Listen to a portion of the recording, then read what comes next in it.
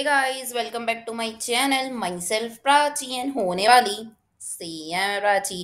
Guys, आज की video में हम लोग एक नया चैप्टर स्टार्ट करने वाले हैं जिसका नाम है NBFC, non banking financial companies. Guys, जो होती है ना, उसके बारे में आज हम लोग पढ़ने वाले हैं। तो ये ऑल दो न्यू चैप्टर है, बट गाइस आपको मैं बता दूं कि अपन ये इंटरमीडिएट लेवल पे पढ़ चुके हैं, तो सिमिलर ही है। तो चलो वीडियो को स्टार्ट करते हैं। Let's get started. गाइस, सबसे पहले हम लोग कॉन्सेप्ट पढ़ लेते हैं एनबीएफसी का। गाइस, मैं आपको अपने मटेरियल से ही पढ़ा रही हूँ सो दैट आपके पास भी सेम मटेरियल रहे तो इट्स कन्वीनियंस रहता है। ठीक है, आप आ जाओ पेज नंबर 88 में, 288 में। क्लियर हुआ? देखो, सबसे पहले अपन पढ़ेंगे एनबीएफसी जो होती है ना, वो एक फाइनेंशियल इंस्टीट्यूट रहती है।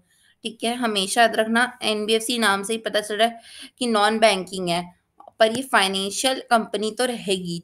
ठीक है, बट जो लीगल डेफिनेशन मीट नहीं करती है, अगर गाइस वो लीगल डेफिनेशन मीट कर लेगी तो वो बैंक नहीं बन जाएगी, बट वो नहीं करती करके तो नॉन बैंकिंग कहते हैं ना। ठीक है, बट इसके बहुत सारे काम रहते हैं बैंक के जैसे, जैसे कि लैंडिंग, मार्केटिंग, इन्वेस्टमेंट्स। ठीक है, बट इनके पास लाइसेंस नहीं होता बैंकिंग का, ये बात आपको याद रखना पड़ेगा। ठीक है, आई होप यहाँ तक आपको समझ में आया होगा। एनबीएफसी क्या होती है, लर्न करो मेरे साथ। एनबीएफसी क्या होती है? फाइनेंशियल इंस्टीट्यूट जो कि मीट नहीं करती डेफिनेशन। ठीक है, बट इसका काम जो रहता है एकदम सिमिलर रहता है बैंक के काम के जैसे। ठीक है, और इनके पास लाइसेंस भी नहीं रहता। उसके बाद गाइज अपन डेफिनेशन जो कि हमारे इसमें गिवन है आरबीआई की तरफ से, वो डेफिनेशंस पढ़ते हैं। ठीक है, तो ये एक फाइनेंशियल इंस्टीट्यूट कंपनी होती है, नॉन बैंकिंग इंस्टीट्यूट होती है। ठीक है, प्रिंसिपल बिजनेस क्या होता है इसका कि रिसीव करे डिपॉजिट को और कोई भी स्कीम या अरेंजमेंट में लैंड करे फिर मनी को। मतलब डिपॉजिट और लैंडिंग इसका भी काम है, बट ये नॉन बैंकिंग होती है। Other non banking classes of institute banks, और प्रायर अप्रूवल चाहिए इनको काय के लिए? सेंट्रल गवर्नमेंट के लिए ऑफिशियल गजट में इनको नोटिफिकेशन चाहिए। ठीक है, यहाँ तक आई बात समझ में? फिर इन लोग और क्या क्या करते हैं, जैसे कि लोग लोन देते हैं, एडवांस देते हैं, एक्विजिशन ऑफ शेयर करते हैं, लीजिंग करते हैं, हायर परचेज करते हैं इंश्योरेंस बिजनेस में और चिट बिजनेस में। ठीक है, फिर से बता रही हूँ मैं। एडवांस करते लोन, एक्वायर करते शेयर्स, और lysing, leasing, hire purchase, insurance और चिट बिजनेस। ठीक है, बट ये कंपनी जो रहती गाइस वो इंक्लूड नहीं करती है, नहीं करती है। ये क्वेश्चन आ सकता है एग्जाम में, क्या नहीं करती है? तो ये लोग क्या नहीं करते हैं? एग्रीकल्चर का काम, इंडस्ट्री का काम, परचेज और सेल करना गुड्स का, और परचेज सेल करना इमूवेबल प्रॉपर्टी का। ये काम इनका नहीं है। क्या क्या काम नहीं है? एग्रीकल्चर का काम, इंडस्ट्रियल का काम, परचेज सेल करना गुड्स को, और प्रॉपर्टी का परचेज सेल करना। ठीक है, फिर अपन आगे बढ़ते guys. Classification of non banking companies, तो इसको कैसे क्लासिफाई किया गया है? तो गाइस लाइबिलिटी स्ट्रक्चर के हिसाब से डिवाइड किया गया है इसको, डिपॉजिट टेकिंग वाली और नॉन डिपॉजिट वाली। एक डिपॉजिट वाली होती है, एक बिना डिपॉजिट वाली होती है। एक डिपॉजिट वाली होती है, एक बिना डिपॉजिट वाली होती है। ठीक है, तो डिपॉजिट वाली, जब डिपॉजिट वाली की बात करेंगे तो क्या, इसको ना गाइस कुछ कुछ लिक्विड एसेट्स मेंटेन करना पड़ता है। क्यों? क्योंकि डिपॉजिट ले रही है तो देना भी पड़ेगा, है ना। बट जो नॉन नॉन डिपॉजिट वाली रहती है ना, उन लोग के पास का रेगुलेशन थोड़ा कम रहता है, क्योंकि ये लोग डिपॉजिट एक्सेप्ट नहीं करती ना। इसका हम लोग एक एग्जांपल देखते हैं, बहुत प्यारा वाला। समझ लो कि आप हो, आपको पैसे की ज़रूरत नहीं थी आज, तो आपकी इस मंथ की सैलरी जो थी उसका आप 50% बैंक में डिपॉजिट कर दिए, और आप सोचे कि अभी तो ज़रूरत नहीं है, मैं बैंक में डाल देती हूँ, अभी तो काम नहीं है। आपने डाल दिया, आपने डिपॉजिट कर दिया एनबीएफसी में, आपने डिपॉजिट कर दिया मान लेते हैं। ठीक है, आपको अचानक से पैसे की ज़रूरत पड़ गई।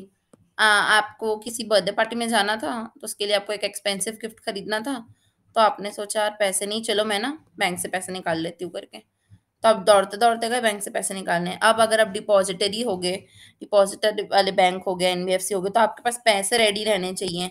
कोई भी आए तो उनको तुरंत उनके पैसे दो। ऐसे नहीं कि बोल दो नहीं आज पैसे खत्म हो गए कल आना। ऐसे नहीं बोल सकते, आपको देना पड़ेगा। तो इसीलिए गाइस डिपॉजिट वाले के पास थोड़े स्पेशल नॉर्म्स होते हैं, उनको अलग से लिमिट सेट की जाती है, वो सब रखना पड़ता है। और वही जो नॉन डिपॉजिट रहते हैं उनके लिए ऐसा रहता नहीं है। ठीक है, अब आगे बढ़ते हैं।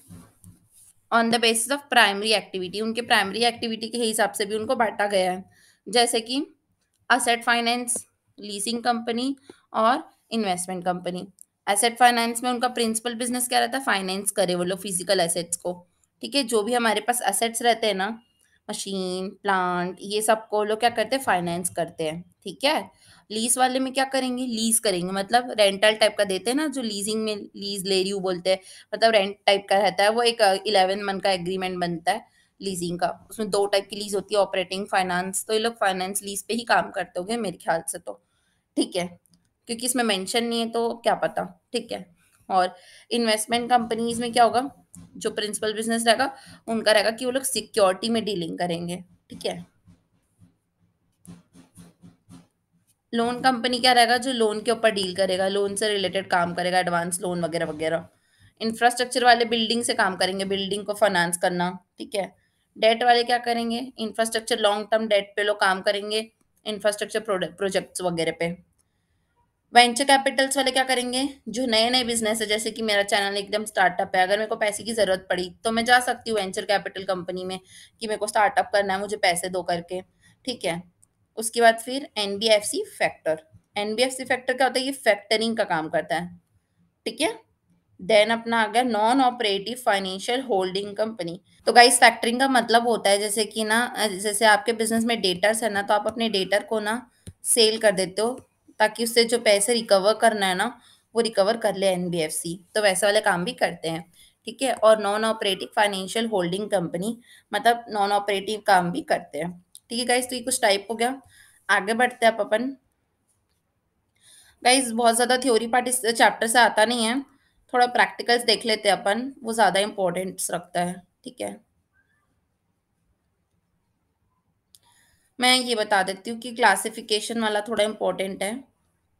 ठीक है, स्टैंडर्ड एसेट्स देख लेते हैं सबसे पहले अपन। स्टैंडर्ड एसेट का मतलब होता है एसेट जिसमें ना कोई भी डिफॉल्ट रीपेमेंट नहीं बचा है। ठीक है, मतलब उसमें टाइमली पेमेंट होता है ना, तो अपन उसको बोलते हैं अरे यार ये तो स्टैंडर्ड का एसेट है, मतलब ये अच्छा एसेट्स है, इसको अपन अच्छा एसेट्स मानते हैं।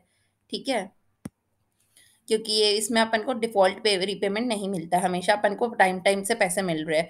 तो इसमें कोई प्रॉब्लम नहीं होती, तो नो डिस्क्लोज़र प्रॉब्लम, कोई प्रॉब्लम भी नहीं होती, और इसमें एकदम रिस्क बहुत कम अट्रैक्ट करता है। ठीक है? नॉर मतलब नहीं, मतलब रिस्क भी बहुत कम होता है, एकदम ना के बराबर।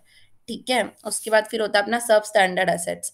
सब स्टैंडर्ड एसेट क्या होता है, जो कि नॉन परफॉर्मिंग एसेट होता है ना? नॉन परफॉर्मिंग मतलब वो उस पे कोई भी काम नहीं हुआ है अभी तक, मतलब वो यूज़ ही नहीं हुआ है। जैसे कि अपनी व्हाट्सएप की चैट्स नीचे चली जाती है अगर अपन किसी इंसान से चैट नहीं करते, तो वैसे ही एसेट जो रहते हैं वो लोग नॉन परफॉर्मिंग बनते जानते हैं अगर अपन उसको यूज़ नहीं करते तो। ठीक है, तो 18 मंथ से अगर आपका एक्सीड करता है तो वो नॉन परफॉर्मिंग एसेट्स के हिसाब से आ जाता है, सब स्टैंडर्ड एसेट्स। ठीक है, इसमें अपन एग्रीगेट करते जाते हैं क्योंकि पैसा अपन को मिल नहीं रहे हैं। ठीक है, डाउटफुल एसेट्स क्या होते हैं, डाउटफुल एसेट्स होते हैं जिसमें अपन को पैसे रिकवरी करना ही एक डाउटफुल हो जाता है, यार देगा कि नहीं सामने वाला पैसा, ऐसे हो जाता है। और लॉस एसेट्स में मतलब पैसे डूब गए पूरे, तो उसको अपन बोलते हैं कि लॉस एसेट्स, पैसे डूब जाते हैं पूरे। देन नॉन परफॉर्मिंग एसेट्स, तो एन एसेट जो एसेट है जिसमें इंटरेस्ट जो है उसका रिमेन है, मतलब अभी तक उसने पैसे नहीं दिए, पूरे 6 महीने से ज्यादा हो गया, अभी तक पैसे रिसीव नहीं हुए, वो नॉन परफॉर्मिंग एसेट होता है। The term inclusive non payment interest when the installment overdues, 6 महीने से ज्यादा इंस्टॉलमेंट ओवरड्यूज है, कोई पैसे ही नहीं दे रहा है, उसका अनड्यू मतलब पैसे ही बच्चे रहते हैं, तो उसको अपन नॉन परफॉर्मिंग एसेट बोलते हैं। ठीक है, अपन जल्दी जल्दी कर लेते गाइस, प्रैक्टिकल क्वेश्चन इसमें ज़्यादा इंपॉर्टेंट है, इसलिए मैं थ्योरी थोड़ा सा ऐसे ही आपको ले चल रही हूँ। अब अपन देखते हैं कि नॉन परफॉर्मिंग एसेट जो होता है उसका जो गाइस अपन हायर परचेस अगर रहता, लीज रेंटल या हायर होता, तो अगर 9 महीने से ज़्यादा है ना, 9 महीने से अगर ज़्यादा है तो, ठीक है, पहला, और दूसरा क्या है, 6 मंथ से ज़्यादा है, और तीसरा क्या है, 3 मंथ से ज़्यादा है। ठीक है, तो ये 3 कैटेगरी में डिवाइडेड है। ठीक है, तो उसको अपन एनपीए कह देंगे बोल रहा है। ठीक है, 2016, 17 और 18 के हिसाब से। तो अभी तो अपन लेटेस्ट वाला ही पढ़ेंगे, तो ये दोनों अपने लिए काम का नहीं है। ठीक है, उसमें वैसे ही रेंटल में भी है 4, 5 मंथ, 6 मंथ और ये 16, 17, 18 ऑनवर्ड्स है, ठीक है। सब स्टैंडर्ड में ये इस टाइप के क्वेश्चंस ना आते नहीं एग्जाम में, अपन काम के पढ़ते हैं थोड़ा।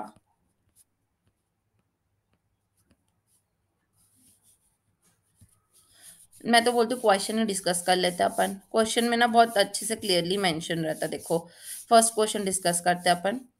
ये गाइस ये परसेंटेज इंपॉर्टेंट है, ये अपन क्वेश्चन में देखेंगे, ठीक है। सेम आएगा क्वेश्चन में, ये वाला भी इंपॉर्टेंट है, ठीक है। इसको भी अपन क्वेश्चन में देखेंगे। क्वेश्चन में एकदम एग्जैक्टली समझ में आता है। देखो ये सबसे पहला क्वेश्चन है इस चैप्टर का, ठीक है। तो देखते हैं गाइस, सबसे पहले हमको स्टैंडर्ड एसेट्स दिया है। जो भी गाइस देखो देखो डेबिट साइड पे दिया स्टैंडर्ड, सब स्टैंडर्ड, आउटफुल 1 साल हो गया, डाउटफुल 1 से 3 साल हो गया, और ये 3 साल से ज्यादा, ठीक है। ये लॉस एसेट मतलब ये 100%, इसमें अपन को प्रोविजन बनाना पड़ेगा, ठीक है। तो गाइस प्रोविजन बनाने का ये अपना प्रोविजन बनाना पड़ता है अपन को, और ये प्रोविजन बनाने के वो है परसेंटेज जो अपन को लर्न करना पड़ेगा। तो अपन लर्न करते हैं कि अगर स्टैंडर्ड एसेट दिया रहेगा क्वेश्चन में तो अपन को 0.4 लगाना है, 0.4। सब स्टैंडर्ड का 10 लगाना है। अगर 1 साल तक डाउटफुल है तो 20%, 1 साल से लेके 2 साल तक है तो 30%, 3 साल से ज्यादा है तो 50%, अनसिक्योर्ड पोर्शन है ना गाइस तो 100%, और लॉस में भी 100%। तो गाइस क्वेश्चन में आपको गिवन रहेगा लैक्स में रुपीज, उसका आपको प्रोविजन बनाना है, प्रोविजन का अपन लर्न करेंगे इसको, एंड देन अपना आंसर ये आएगा फाइनल, ठीक है। इंटरमीडिएट पे भी क्वेश्चन बनाएंगे गाइस, अभी भी आता है फाइनल में भी ये सब, ठीक है। तो आई होप गाइस क्लियर हुआ होगा आपको। सिर्फ और सिर्फ प्रोविजन याद करना है, अमाउंट से इंटू करके आंसर आ जाता है, क्योंकि अपन प्रोविजन बना रहे हैं ना, तो प्रोविजन का ये जो लॉ में है उसको तो याद करना ही पड़ेगा, ठीक है। अब नेक्स्ट क्वेश्चन अपन बिना देखे करने की कोशिश करते हैं। सबसे पहले में 0.4 लगेगा, ठीक है। देन नेक्स्ट क्या स्टैंडर्ड एसेट्स है, इसमें 10% लगता है। अप टू 1 ईयर में कितना लगता है बताओ। इसमें लगेगा 20, इसमें लगेगा 30, फिर 50, 100, 100। देखते हैं। यस मैच हुआ आंसर। तो गाइस आई होप आपको ये सेकंड आंसर भी आ गया होगा। बहुत इजी क्वेश्चन था गाइस, पूरा सेम था, यहाँ तक क्लियर हुआ होगा। थर्ड क्वेश्चन देखते गाइस। थर्ड क्वेश्चन में आपको होमवर्क दे देती हूँ, बिकॉज गाइस कुछ नहीं है, सेम क्वेश्चन है। आपको ये पूरा अमाउंट को लेना है क्वेश्चन में, और ये वाले परसेंटेज जो अपन ने लर्न किए प्रोविजंस वाले, उसको अप्लाई करके सीधा प्रोविजन बनाना है, ठीक है। क्वेश्चन नंबर 6 थोड़ा डिफरेंट है, ये देखना पड़ेगा अपन को। हायर परचेस वाला क्वेश्चन है गाइस, फिर खत्म ये चैप्टर, ठीक है। तो देखो एस लिमिटेड जो है वो एक नॉन बैंकिंग फाइनेंशियल कंपनी है, ठीक है, जो कि पब्लिक डिपॉजिट को एक्सेप्ट कर रही है और हायर परचेस में डील करती है, ठीक है। उसके बाद कह रहा है क्वेश्चन कि एक मेजर हायर परचेस की डील हुई इनकी 31/3/2014 में, ठीक है। और उन्होंने एक नई मशीन खरीदी हायर परचेस में, ठीक है। 100 लाख मतलब 100 लाख की इनकी मशीन थी, जिसका उन्होंने पेमेंट किया है 80 लाख का, ठीक है। उसके अमाउंट पेबल जो था 80 लाख था, ठीक है। और मतलब इससे क्वेश्चन से हमको क्या समझ में आ रहा है कि 100 लाख का अपनी मशीन थी, जिसमें हम 20 लाख पे कर चुके हैं एज अ डाउन पेमेंट, ठीक है। डाउन पेमेंट करना पड़ता है, और फिर जो बचा अपना 80 लाख है उसको अपन को 5 इंस्टॉलमेंट में पे करेंगे, ऐसे कह रहा है क्वेश्चन। मतलब हर इंस्टॉलमेंट में आपको 16 लाख पे करना पड़ेगा, ठीक है। यहाँ तक क्लियर हुआ। 100 लाख का सामान था जिसमें आप 20 लाख का डाउन पेमेंट किए हो, 80 लाख जो आपका बच रहा है, 80 लाख को आपको 5 इंस्टॉलमेंट में टाइम मिल रहा है पे करने का, और फिर 16 लाख आप हर इंस्टॉलमेंट में पे करोगे, ठीक है। पहला इंस्टॉलमेंट उनको मिल गया है, एंड सेकेंड इंस्टॉलमेंट जो था उनको नहीं मिल पाया, जो कि ड्यू हुआ था, ठीक है। हमको इंटरेस्ट रेट दे दिया है 10.42% का। क्वेश्चन हमको पूछ रहा है कि प्रिंसिपल आउटस्टैंडिंग क्या होगी। तो गाइस पहले क्वेश्चन का आंसर पहले कर लेते हैं अपन, ठीक है। क्वेश्चन समझ में आ गया होगा। एक मशीन है 100 लाख की, 20 लाख का डाउन पेमेंट हुआ है, बचा है 80 लाख। 80 लाख का अपन को 5 इंस्टॉलमेंट में पे करना है, मतलब 16 लाख पे करना था। इन भाई साहब ने एक इंस्टॉलमेंट पे की, बाकी सब नहीं किया, सेकेंड इंस्टॉलमेंट से गायब किया ही नहीं उन्होंने पेमेंट। तो हमसे क्वेश्चन में पूछ रहा है कि 10.42% के हिसाब से आप बताओ कि कितना आउटस्टैंडिंग प्रिंसिपल बचे रहेगा कब अपना 1/4/2015 को। तो हमको ये बताना पड़ेगा पहला क्वेश्चन का आंसर। तो गाइस सबसे पहले मैं वर्किंग नोट में आपको समझा देती हूँ वर्किंग नोट से। तो देखो सबसे पहले तो मैं आपको इसका कैलकुलेशन सिखाऊंगी, क्योंकि सबसे इंपॉर्टेंट है, ठीक है। देखो गाइस यहाँ पर सबसे पहले हमने 20 लाख पे कर चुका है डाउन पेमेंट का, ठीक है। तो हमारा पेमेंट जो बच रहा है अभी, हमको जो पेमेंट करना है 80 लाख पे करना था, जिसमें से 20 लाख पे कर दिए, तो बचा कितना 60 लैक्स। ठीक है। तो अभी आउटस्टैंडिंग एज ऑन डेट तो 60 लैक्स है। और बाकी का जो इंस्टॉलमेंट है अपन को 16 लाख 5 इंस्टॉलमेंट में पे करना है, जो मैंने आपको कहा था वो यहाँ पर है। देखो 1 2 3 4 5 इंस्टॉलमेंट में आप पे करोगे 16 लाख, तो आपका 80 लाख पूरा पे हो जाएगा। और 20 लाख आप डाउन पेमेंट ऑलरेडी कर चुके हो। ठीक है। तो आपका 100 लाख ऐसे बन जाएगा। एक बार मैं दिखा देती हूँ, 16 लाख इंटू 5 करोड़ और प्लस आपने डाउन पेमेंट किया 20 लाख, 100 लैक्स आ गया होगा गाइज आपका। इसका मतलब ये कि हमारा कैश कैश फ्लो 100 लाख का कैसे होगा वो आपको स्ट्रक्चर समझ में आ गया होगा। ठीक है। तो 100 लाख अपन को पेमेंट तो करना है, बट एक बार 20 करेंगे प्लस फिर 16 लाख करेंगे 5 बार इंटू 5। ठीक है। तो अपना 100 लाख आ जाएगा ऐसे करके। ये बात हमने क्वेश्चन में यहाँ तक सीखी है। तो अब अपन को क्वेश्चन कह रहा है कि प्रिंसिपल आउटस्टैंडिंग एक बार बता दीजिए। बिल्कुल बताते हैं अपन। देखो प्रिंसिपल आउटस्टैंडिंग निकालने के लिए आपको सबसे पहले हमको देखना पड़ेगा कि एज ऑन डेट हमारे पास कितना आउटस्टैंडिंग बचा है। तो देखो सबसे पहले तो उनको भाई साहब को 60 लाख पे करना था। ठीक है। जो कि अपना आउटस्टैंडिंग था कब, 31/3/2016 को अपना आउटस्टैंडिंग था 60 लैक्स का। ठीक है। अब 60 लैक्स में से आपने पे किया है कितना, आपने तो बोला था मैं सिर्फ 16 ही पे कर सकता हूँ, तो 60 लैक्स पूरा पे करना था, जिसमें से आपने 16 पे कर दिया। तो बचा कितना मैम, 44 बचा। बट गाइस 44 कैसे बचेगा, सबसे पहले तो आपको 60 लैक्स आउटस्टैंडिंग था, उसके ऊपर 10.42% से आपको इंटरेस्ट कैलकुलेट करना पड़ेगा, जो कि आपका आएगा 62.25%। अब आपका इंटरेस्ट निकल चुका है तो उसको डिडक्ट करना पड़ता है। क्योंकि आप हमेशा याद रखना कि जैसे कि आपका लाइबिलिटी थी 60 लैक्स की, उसके ऊपर अपन इंटरेस्ट कैलकुलेट किए, 60 लाख जो था उसके ऊपर इंटरेस्ट कैलकुलेट होता है डायरेक्टली। हमेशा याद रखना क्यों होता है, इसके पीछे का लॉजिक ये कि जितना पैसा आपने नहीं दिया उसी के ऊपर तो इंटरेस्ट दोगे ना, और किसके ऊपर दोगे। और इसके बाद अपन को ये ध्यान में आएगा कि हमने तो 16 लाख ही दिया है, जिसमें से इंटरेस्ट दिया है हमने, पहले इंटरेस्ट डिडक्ट करते हैं तो बाकी जो बचा वो हमारा प्रिंसिपल रिपेमेंट होगा। मतलब 6.25 जो है वो इंटरेस्ट में चला गया है। तो बाकी कितना बचा 9.75, ये हमारा क्या होगा, प्रिंसिपल रिपेमेंट हो जाएगा। अब हमने प्रिंसिपल में रिपेमेंट में इतना दे दिया, तो बाकी अब कितना बचा वो देख लेते हैं। आउटस्टैंडिंग तो इसको अपन 60 से माइनस कर देंगे डायरेक्टली, तो अपना आ जाएगा 50.25। तो ये अपना क्लोजिंग आ गया। तो मैं आपको एक बार और शॉर्ट में बता देती हूँ कैसे किया कैलकुलेशन अपन ने। हमारे पास हमको पता है कि हमारा 60 लैक्स आपको पे करना है, जिसमें से आप बोलो कि मैं तो 16 लाख ही पे कर सकती हूँ एक बार में। आपने बोला 16 लाख पे करूंगी, मैंने बोला चलो ठीक है इंटरेस्ट पे करो पहले। तो आपने 60 के ऊपर इंटरेस्ट पे निकाला कैलकुलेट करके 10.42 के हिसाब से, तो आपका कितना आया 6.24 आया, आई मीन 25 आया। उसके बाद आपको 16 में से माइनस करना पड़ेगा। क्यों? क्योंकि आप बोले थे मैं तो 16 लाख दूंगी। अब आपको इंटरेस्ट तो देना ही पड़ेगा, मैंडेटरी है। तो 16 में से 6.25 को हटा देंगे।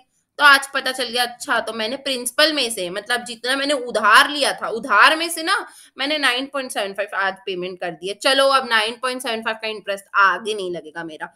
ठीक है। तो उधारी का पैसे में से आपने इतना उधारी वापस किया है। ठीक है। तो आपकी बची कितनी उधारी, मतलब अब आप कितने कितने कर्ज में हो, तो आप 50 लैक्स 0.25 लैक्स के कर्ज में हो। ठीक है। अब आपके ऊपर इतना कर्जा है। अब इसका कैलकुलेशन आप अकेले करोगे गाइस, मैं आपको 1 मिनट का समय दे रही हूँ, कैलकुलेट करो जल्दी से पूरा टेबल के लाइन से, आपका सही आंसर आना चाहिए। आई होप आपकी गाड़ी थोड़ी आगे बढ़ी होगी, मैं आपको बताती हूँ। प्लीज वीडियो को पॉज कर देना अगर आपका कैलकुलेशन नहीं हुआ है तो। प्लीज गाइस आप अपने साथ चीटिंग मत कीजिए। ठीक है। देखो 50 लैक्स 0.25 इतनी आपकी उधारी बाकी थी, जिसमें से पहले तो इंटरेस्ट कटता है, कितने का कटेगा 10.42% का। तो ये आपका आ जाएगा 5.24। ठीक है। अब ये इंटरेस्ट कट गया, तो 16 लाख में से आपने इंटरेस्ट दे दिया है, 16 लाख में से आपने इंटरेस्ट कितना दिया 5.24 दे दिया, तो बच्चा कितना 10.76। इतनी आपकी उधारी इस बार की गई है, मतलब इतना उधार आपका और कम हो गया, इतना बर्डन आपका और कम हो गया। ठीक है। तो आपका टोटल बर्डन कितना बचा है, टोटल बर्डन आपका था 50.25 था, उसमें से आपका बर्डन कितना कम हो गया, तो आपका बर्डन देखो कितना बच रहा है 39.49 बच रहा है। आई होप गाइज आपको अच्छे से समझ में आ रहा होगा। मैं हिंदी लैंग्वेज का ज्यादा इस्तेमाल करती हूँ बिकॉज आपके दिमाग में अच्छे से फिट हो जाए। क्योंकि नेटिव लैंग्वेज जो रहती है वो ज़्यादा जल्दी असर करती है। ठीक है गाइस, तो आपकी उधारी अब इतने तारीख को इतनी बच गई है। अब तो हम फिर वही काम करेंगे, इतनी उधारी बची थी, कितना इंटरेस्ट लगता है इतने उधारी पे? 10.24 के हिसाब से अपना इंटरेस्ट लगता 4.04। इसको राउंड ऑफ करके इन्होंने ले लिया है 1 ठीक है गाइस, आप लोग भी ले लीजिएगा राउंड ऑफ करके। ठीक है, उसके बाद फिर प्रिंसिपल रिपेमेंट निकालना और क्लोजिंग, ये सब गाइस आप खुद से प्रोसेस कर लीजिएगा। टोटल आपका आ जाएगा लास्ट में। ठीक है, अब गाइस अपन यहाँ से ऊपर चलते हैं। हमको क्वेश्चन का पहला क्वेश्चन का आंसर क्या पूछा था इन्होंने?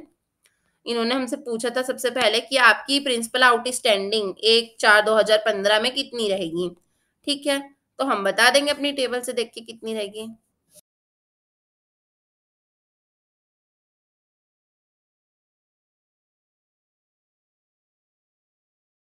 तो डेट क्या पूछा है इन्होंने? पूछा है 31/3/2015। 31/3/2015 में गाइस हमारी कितनी रहेगी? 50 लाख .25। ठीक है, 50.25 रहेगी। Is that clear? I hope आपको यहाँ तक समझ में आया होगा कैसा आया। हमने अभी कैलकुलेट किया है, ठीक है ना। देन नेक्स्ट क्वेश्चन हमसे क्या पूछा है? What should be the net book value on 31/3/2016। 31/3/2016 में हमारी नेट बुक वैल्यू कितनी रहेगी? तो बता देना गाइस कि देखो इंस्टॉलमेंट हमारी ड्यू तो 16 लाख की होगी हमेशा, जो कि रिसीव मतलब पे नहीं किया हमने। ठीक है, तो उसके हिसाब से अपन कितना रिकॉग्नाइज कर रहे हैं इसको, वो आपको बताना है। ठीक है, देखो गाइस डेट के हिसाब से आप देख लेना कितना आ रहा है। 5.24।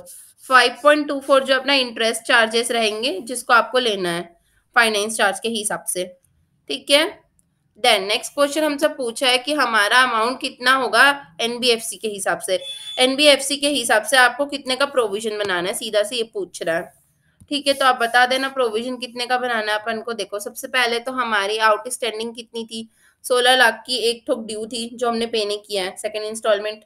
ठीक है, थर्ड फोर्थ और फिफ्थ जो तीन इंस्टॉलमेंट है, थर्ड फोर्थ और फिफ्थ, ये तो अभी तक ड्यू नहीं हुई है।